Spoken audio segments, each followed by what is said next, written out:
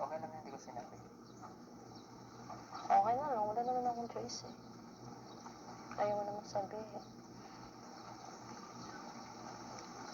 Sige, bukas sasabihin ko.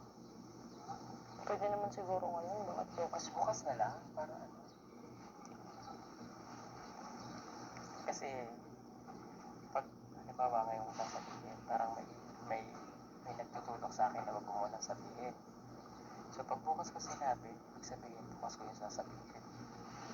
Pag ngayon mo sinabi, parang may nagtutulak na wag muna, kaya bukas na lang.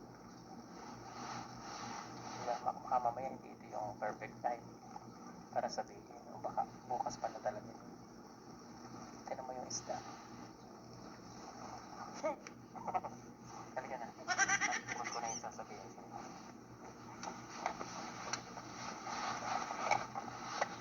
Pero hindi naman yun ano. Pag sinabi ko sa'yo, hindi naman yun sabihin na dapat ang sasabihin ko sa'yo ay basta maganda. Maganda yung sasabihin. Na-excited tuloy ako. Kaya nga bukas na. Bukas na.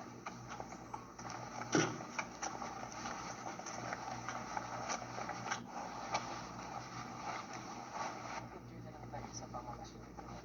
Pwede na rin tayo ng ganito. Eh, motor lang pala ito. Kala ko sasakyan. Ano siya? Internet. Wala nang tao.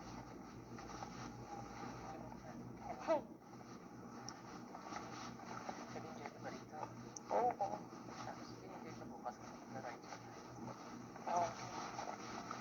Lahat masasakyan mo o hindi masasakyan? Alin ang hindi masasakyan?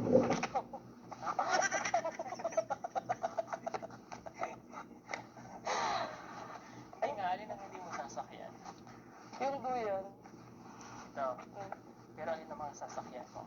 Ikaw. Hindi, yung mga mga tawag yun. Alin ang may gagamba dun, no? Why? Bukas pa lang pwede kain yan.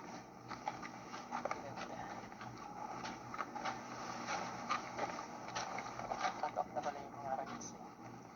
Hapon eh. Hapon na.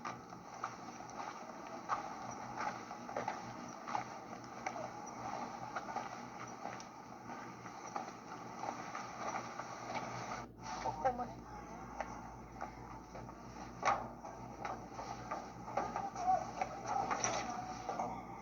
Pwede ba sa Monday?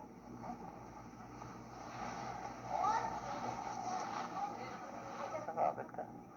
Oo, kakadrakad. Pero mag-enjoy na lang.